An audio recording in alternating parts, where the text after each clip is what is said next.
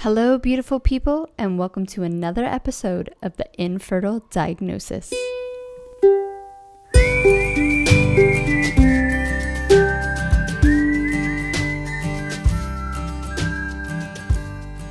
Welcome back. It is December 20th. Christmas is around the corner. Not just, it is around the corner.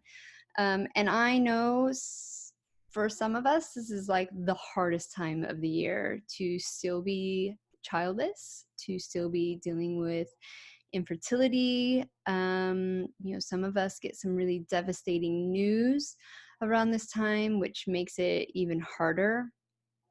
So this special, the Xmas special, is for you guys and for everyone else who doesn't find the holidays hard. Did I find the holidays hard? Now, you got to remember, I had six Christmases, maybe seven, of infertility without having a kid. And some of them were a lot harder than other ones. I'm going to do, last year, I did like a picture through my Insta stories of all my Christmases, and I think it was 7, because even I forgot like last year, and how I felt. And I'm actually going to put that into this YouTube video. So if you're listening to this and you don't follow me on Instagram, you can find a video diary after this episode of that journey, and I'll put it up on IGTV as well. But emotionally surviving the holidays for me is doing what you need to do. So doing what you need to do to survive the holidays is my advice. I do not have a cookie cutter, do these top 5 tips to survive the holidays bullshit. I totally think wherever you are in your journey, you need to do you. So I know for me, I think it was my second Christmas, which was my hardest Christmas during my infertility, because all my friends, or my two besties that I was living up in Scotland with, got pregnant around the same time I started trying to conceive. So my first year was watching them blossom into these beautiful pregnant women, and they were due around Christmas. And I was just in a really bad place. At that point, it was like 14, 15 months of not seeing one single positive pregnancy test. And they were about to have their babies, and I just couldn't deal with it. I could not be there and be joyful. So I said to my husband, let's go. I need to go away. So we ended up going to Colorado and going on an epic snowboarding adventure. And we stayed with a good friend. And it was awesome. It was exactly what I needed mentally. We just got drunk, really, really drunk, every single day. And that's just the place I needed to be in at that time. Obviously, I was not working on anything. My food, my drinking, my mental health, nothing. And that's just where I was at in my journey. So when the holidays continued on and on and on, we stuck around. We had a few holidays up in Scotland with our friends and their babies and their kids, and we just embraced it, really. I kind of, maybe because I was drinking still, just dealt with it that way.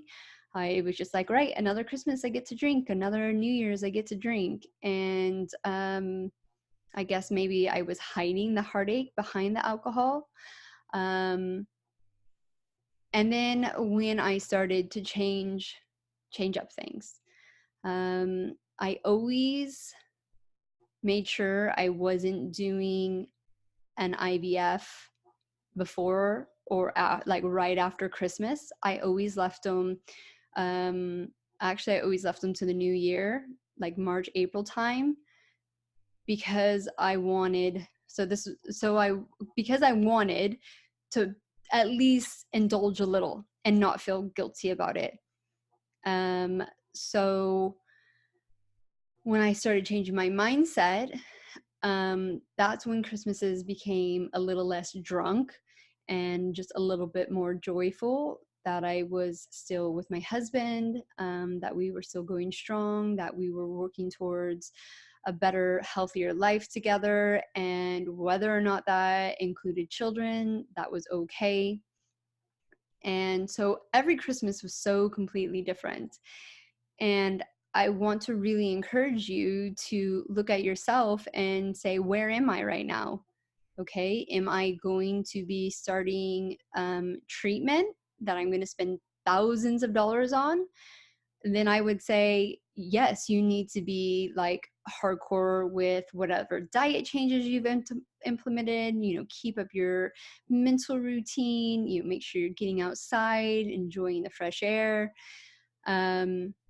If you're not planning on doing like a paid cycle, then I would say enjoy yourself. Like you are at that stage where you've been putting in a lot of hard work. If you feel like having a glass of champagne or a glass of red wine, or hell, if you're doing the autoimmune paleo diet, eat a fucking potato, right? Like, just don't beat yourself up over it, because the next day or even after the new year, you're going to recommit to your goals and get back on it. So I just really encourage you to look at yourself, see where you are now. And that's including whether or not you want to be around family and friends who have children and or not. Like the years we just went away and we just went for us two, or we went and visited friends that didn't have children and it wasn't going to be a family holiday. Protect yourself in those situations and don't feel guilty. If you are struggling with being around your family's children or your friends' children, I don't think there's anything wrong with doing you. And if they have a problem with that, I feel like that's their problem, not your problem. And you'll come back. You'll always come back. You just have to make sure you're protecting yourself. If you do decide to stay around family because you just can't do, like you're people pleaser and you just cannot not go, um, definitely work on some of the mental aspects of grieving, of your hurt, your anger, finding those techniques that work for you. If you are struggling and you do decide to go and you are not fully yet committed to a autoimmune paleo or lifestyle, have a drink, if that helps you get through it. I don't personally take on like clients, and I will not do the Fertility Reconnect course around this season, because I feel like it is such a stressful time of year anyways, which is kind of fucked up because it shouldn't be a stressful time of year. Everyone has it off. It's downtime, it's winter, we're supposed to be hibernating. So I don't want you to put that pressure onto yourself around this time of year. I want you to be able to just have a nice, enjoyable time at whatever level you are at. Now, if you are committed to a diet, say you started this in September, October, and you feel really good and you want to keep going and you don't want to mess things up, then just find alternatives. If you're not hosting and you're going, if you have to double check with the host, hey, can I bring sweet potato mash? Can I bring my gluten-free gravy? Can I make a gluten-free stuffing? I did around those times, like Thanksgiving and Christmas, I just made what suited me and I just did me. and I did have some wine because that was my one naughty treat. Um, and people just get used to it. Like at first they'll be like, what? But eventually they'll be like, oh yeah, that's Monica. Yeah, she doesn't eat tomatoes, or she won't have a roasted potato. That's for them to deal with, and you just have to do you. So I'm going to and now like flip it over to the YouTube, and I'm gonna like really describe these pictures that I'm showing and kind of go into a more deeper like step by step 7 layer. And I hope you enjoy it. I hope that inspires you to make sure that you're just true to where you are right now in your journey, and just believe that what you're doing right now is the right thing, and you will continue on, you will get stronger. 2020 is just around the corner, because Christmas is around the corner. And it's going to be an epic year, especially if you have signed up for the Fertility Reconnect course. It's going to change your life. I know it has changed my life, and I'm super excited to share it with you guys. I wish you and your loved ones and your family and your friends a very Merry Christmas. And I think Hanukkah has already passed, so I hope all my Jewish followers out there had a beautiful Hanukkah. And if you don't celebrate Christmas, I hope you just enjoy a few good days off and enjoy your loved ones, enjoy yourself. Take some time to either get drunk or really hone down and reconnect with yourself. And that is me. I think there's one more episode before the new year. So we'll see you then. Have a beautiful holiday season, and we'll see you on the other side.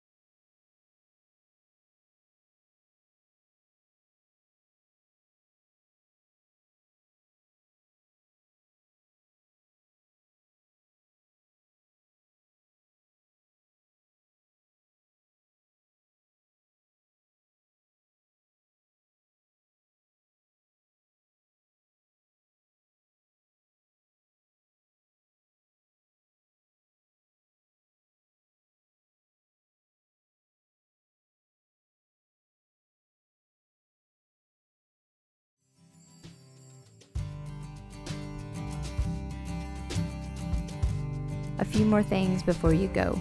If you like what we're doing, please leave a review and or a rating. We would greatly appreciate it, and it would totally help us out. Also, if you'd like to connect with either of us, you can find me, Monica, over at mymindfulme.com, and you can connect with Sarah over on fabfertile.com. All the links you need to find us on our websites or social media, any products we talk about, books, special offers, or any guests that we have on, you're going to find all that information in the show notes. So that's it. Thank you once again for being with us here on the Infertile Diagnosis, and have a beautiful day.